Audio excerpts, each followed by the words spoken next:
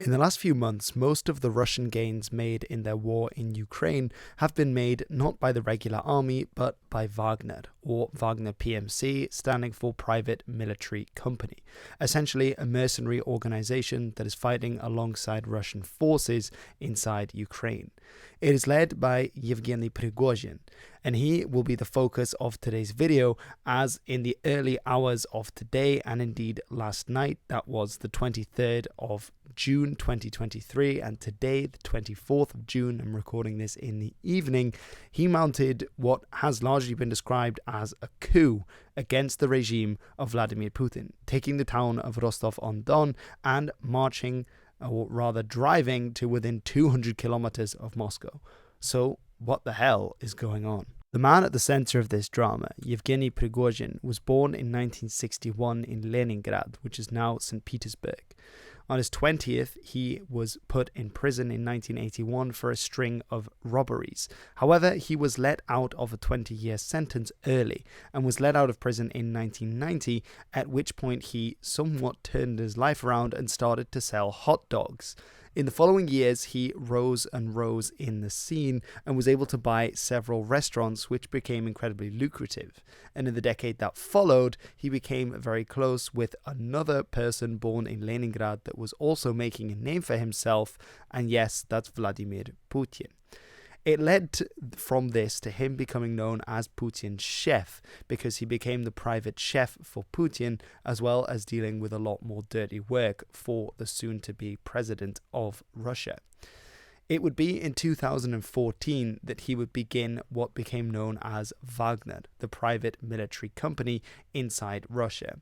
The prompting event that started this was, of course, the war that broke out in the east of Ukraine when two rebel republics declared their independence and broke away from the central state to be aided by the Russian state. And Wagner's first fighting occurred in the Donbass region as allies of these rebels. This would not be the only place that they fought, and as you can see from this map, they have been involved in several conflicts on the African continent and in South America, as well as a few places in the Middle East. They were also heavily involved in 2022 in the full-blown Russian invasion of Ukraine, fighting alongside Russian soldiers there. He would be granted certain privileges as the Russian army failed to make the gains that Putin wanted, for example, being allowed to recruit from prisons. Largely in 2023, the group would be heavily relied upon, particularly in the Battle of Bakhmut in the Donbass region, which they would eventually capture after many months of fighting. During this time, a growing rivalry would occur between Wagner and the Russian army at large. As though the two were supposedly fighting on the same side, scuffles did emerge from time to time. This came about particularly between the men in charge of both. On the one hand, Yevgeny Prigozhin, and on the other hand, Sergei Shoigu, the defense minister, and Vitaly Gerasimov, the head of the Russian army. This would also lead to several video messages with an very angry Prigozhin being sent calling them out for shortages of ammunition, which he said was getting his men killed. This came to a head on the 23rd of June when Prigozhin accused the Russian army of shelling Wagner positions.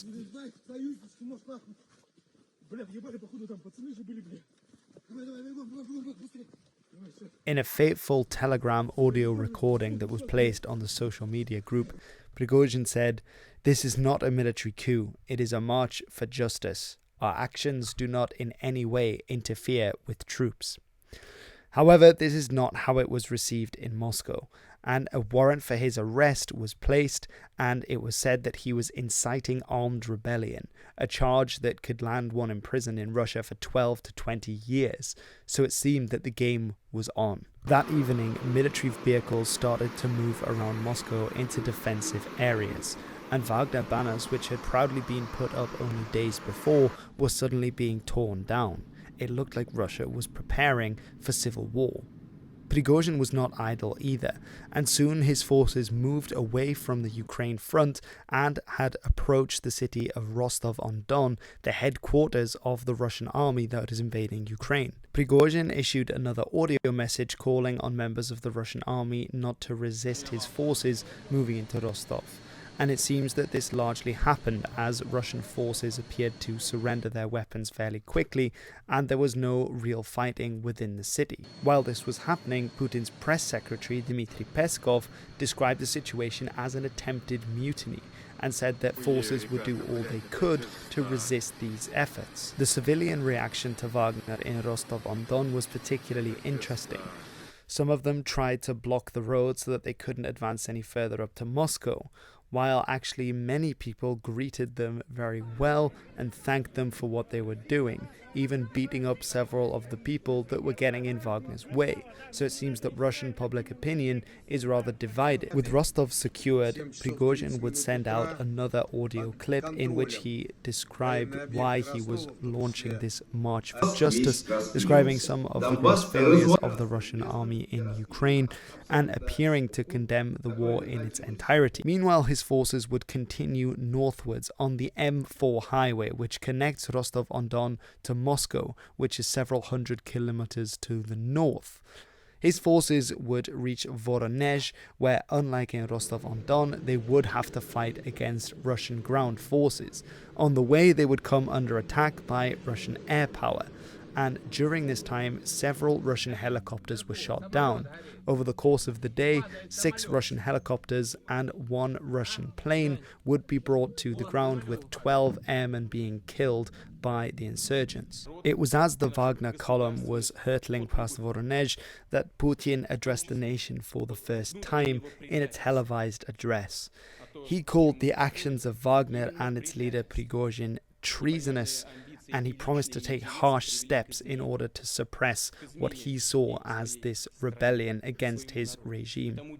He claimed that Russia itself was being threatened and that the rebellion was a stab in the back and a mortal blow against the war in Ukraine, drawing parallels to the October Revolution in 1917, which forced Russia eventually out of the First World War and obviously led to the overthrow of the Russian Tsars and the start of the Bolshevik takeover in Russia. Up to that point, Prigozhin hadn't actually said that it was in his intention to get rid of Putin himself, but rather to have Shoigu and Valery Gerasimov removed from office instead of toppling him. He also said that he wasn't pursuing a coup. However, after Putin's declarations, Prigozhin responded by saying that Wagner refused to obey either the president or the FSB, the Russian Security Service, and he accused the Ministry of Defense of betraying the group in Ukraine, enriching themselves in the war, and said that Russia was fed up of being run by corruption and bureaucracy.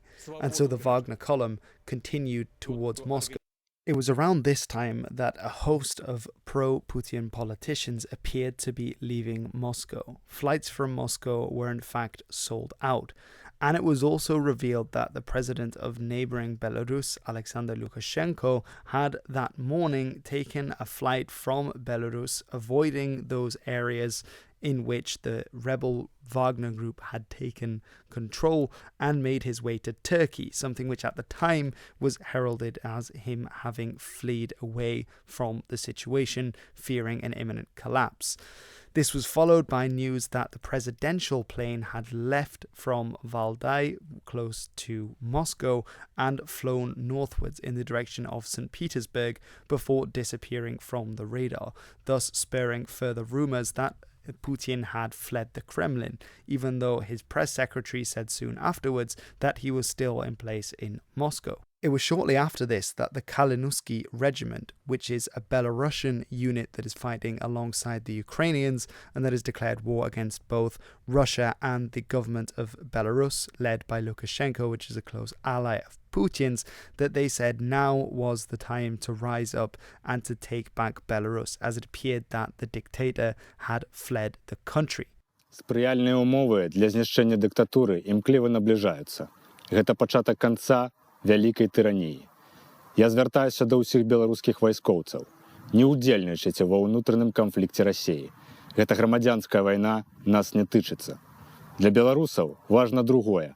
Набліжаецца час, калі перад вамі паўстане выбар: выканаць злачынны загад ці прысягу, якую вы далі на вернасць беларускаму народу. This was followed by a similar announcement, this time from Russian citizens fighting alongside the Ukrainian armed forces in the Freedom for Russia Legion, which I've made a video about in the past as well, which did not side with the Wagner mercenary group, but said to the Russians that this clearly was the only way to remove Putin from power, was an armed insurrection, and that they would be monitoring the situation closely, and that the time had indeed come for Putin to be removed from power. As the day went on and limited air operations seemed to be the only resistance against the northward movement of Wagner, preparations were being made in Moscow's city center and the roads leading up to Moscow to halt their efforts. 3 main bridges were targeted for destruction along the main roads into the city, and barriers were being erected with machine gun posts and grenade launchers on several other sites. The city itself was being filled with reserves and National Guard forces, as can be seen here, lying in wait for possible street fighting to occur. We also see that various places were having the roads ripped up entirely to stop passage, as well as trucks full of sand being deployed in various locations and various roadblocks across bridges made of these trucks. These don't seem to have been too successful at deterring any further forward motion, as we can see in these clips where similar trucks have been battered aside by the Wagner forces, who continue to advance during the afternoon.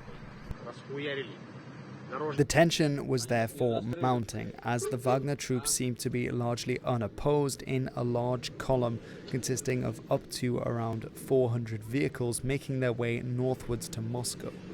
However, one faction of the Russian armed forces that was very vocal in its opposition to Wagner was none other than Ramzan Kadyrov, the leader of Chechnya, who had promised that Chechen forces would be coming to Putin's aid, and images of a large convoy of Chechen forces coming up from the south towards Rostov were making their way northwards, just as Wagner was moving on Moscow and presumably on where Putin was too.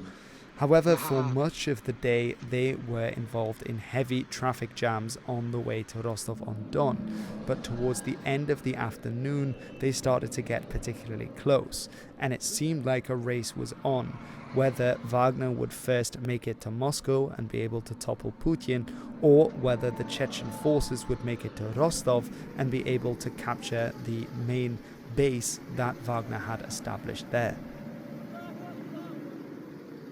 At this point, the Twitter sphere was absolutely abounding with speculation and rumour as to what was going on. It seemed that Wagner wouldn't be stopped on the way to Moscow, and people were saying they were almost going to be tweeting the Battle of Moscow live from 2023. Indeed, many people did feel that this would be the start of some kind of Russian civil war. There had been fighting between Russian soldiers. Several helicopters had been shot down at this point, and it seemed from the statements of both Putin and Prigozhin that there was actual war between the Wagner group and the Russian armed forces, with either Putin or Prigozhin seeming likely to be casualties in the next few days, or there would be a protracted civil war between them on a scale of which had not been seen in Russia since the early 1917 and the Russian Civil War that followed it. But what ended up happening? We all thought that this may play into the hands of Ukraine. There have indeed been reports of much larger counteroffensive operations going on in Ukraine as of today, possibly to capitalize on the chaos happening in Russia. It was thought that this may be a Kickstarter for those in Ukraine whose counteroffensive up to this point has been rather slow going and perhaps has not made as many gains as certainly many in the West had hoped, and possibly also within the Ukrainian military too, especially if this resulted in what does appear to have happened already, Russian troops being pulled from the Ukrainian front back to Moscow to face the Wagner threat. But just as this was all happening, news came out that some kind of agreement had been reached, and this was followed by Prigozhin releasing another audio statement in which he said, "Right now, the moment has come when blood could be spilled. Therefore, understanding all the responsibility for the fact that Russian blood will be spilled on one side, we are turning our convoys around and returning back to our bases. This came just after an announcement from the Belarusian President Alexander Lukashenko, who claims to have brokered an agreement between Prigozhin and Putin, which resulted in Prigozhin turning his Wagner troops back to their bases. What exactly this agreement was is very uncertain. Prigozhin even stated himself that the negotiations had been unsuccessful, and yet he still retreats, and that seems to be a contradiction in terms.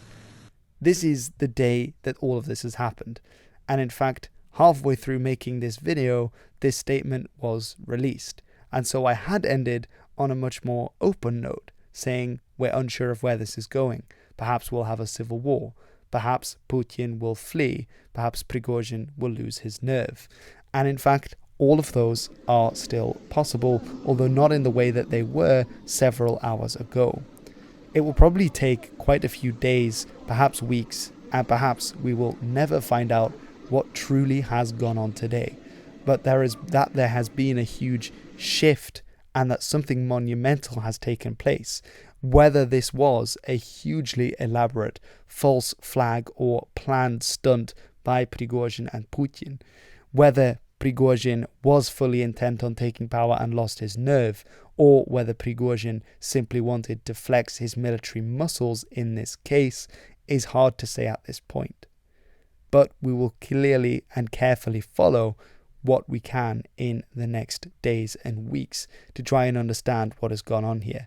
The situation remains incredibly tense and incredibly volatile, and who knows what will happen.